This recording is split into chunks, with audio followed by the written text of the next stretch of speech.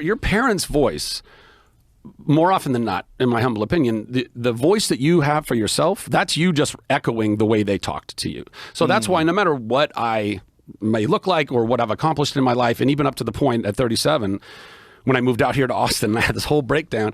Like even up to that point, like I still felt like I was failing my life entirely. I had accomplished so many things and I still felt like I was failing because my self-talk was garbage. So it's your parents' fault. No, I'm just kidding.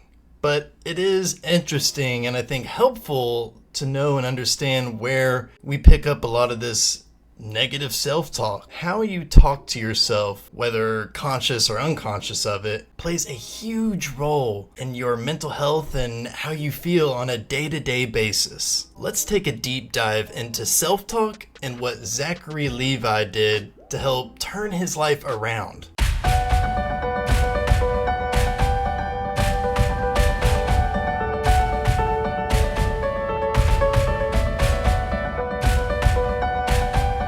Let's first go over real quickly who Zachary Levi is, because when I was listening to this episode, I had no idea. Zach is an American actor who played really big movie roles and TV roles, such as Shazam. He played a voice in the kids' movie Tangled. He was in the movie Thor, just to name a few. After Zach shares his story about negative self-talk and failing, Joe Rogan asks a really good question I think a lot of us wonder about when we see these, hyper successful celebrities go on this downward turn. Like you were failing, like in looking at your career, or did you think you were failing at life? Everything. All things. I was 37. Yeah, I was 30. But your career was going well. To some, looking from the outside, it'd be like, that guy's got it all, or whatever. Absolutely, totally. Which makes you feel even fucking worse, because now you feel like a sad set. I was in major depression and anxiety, and I'm like, why can't I why can't I be happy and love myself wherever I'm at right now?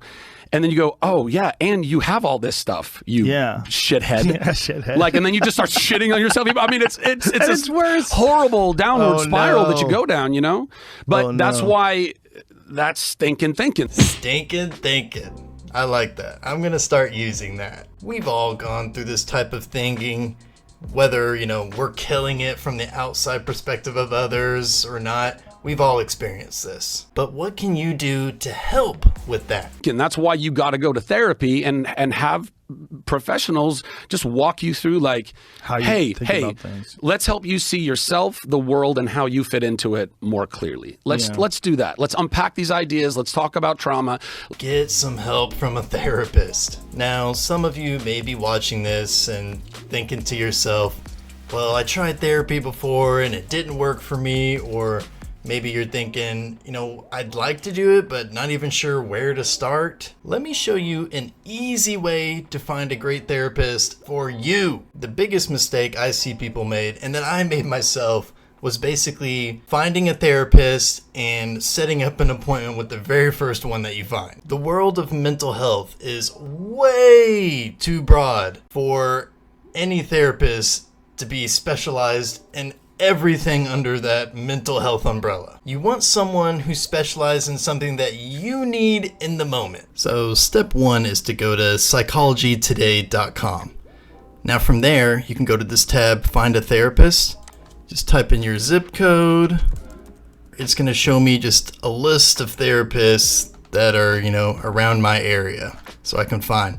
But like I said before, not all therapists are going to work for you. So what's really cool is you can, filter by insurance, make sure they take your insurance, if you want a male or a female, different types of therapy.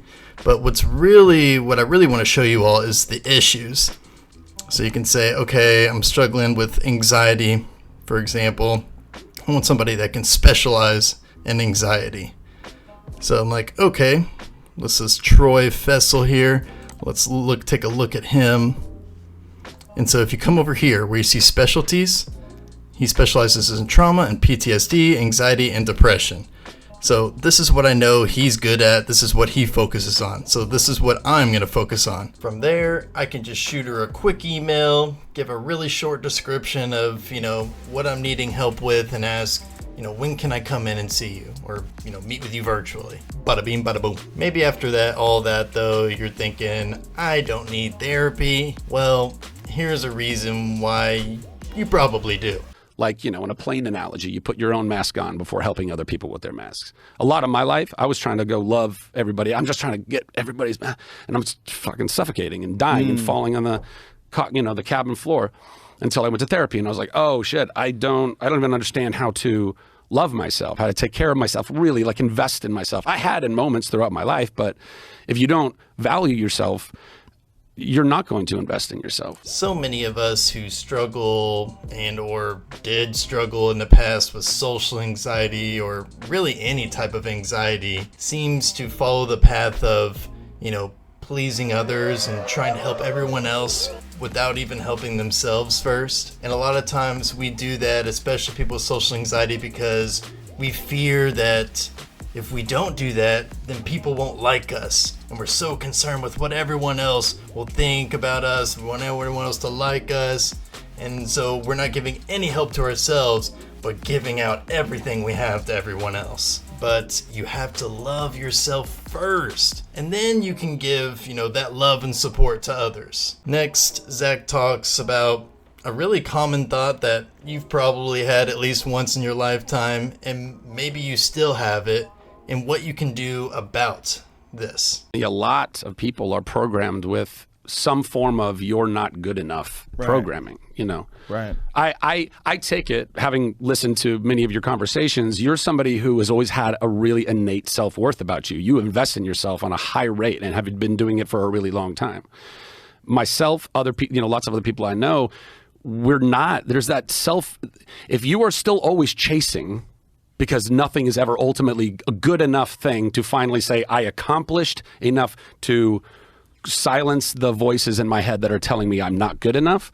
Yeah. You'll be forever chasing that. You need to invest in yourself. This could be getting a therapist, getting a coach, practicing meditation, gratitude, journaling. The list goes on and on.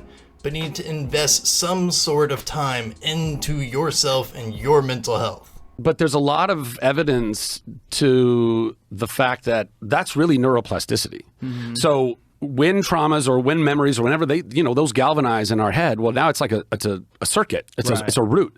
And so when you putting a deeper groove into a record, the more you think about that same trauma or that same thing that's holding you back, the more it's going to hold you back.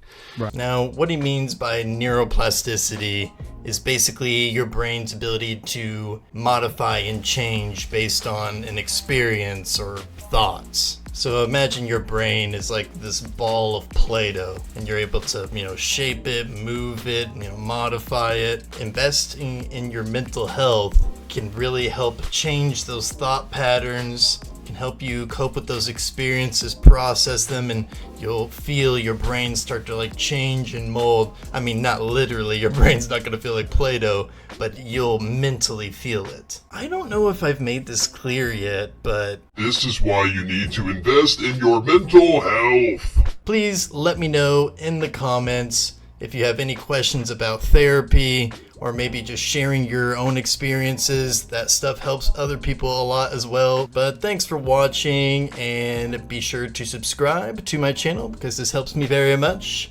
And click the little notification bell so you know the next time I post one of these fantastic videos. Peace.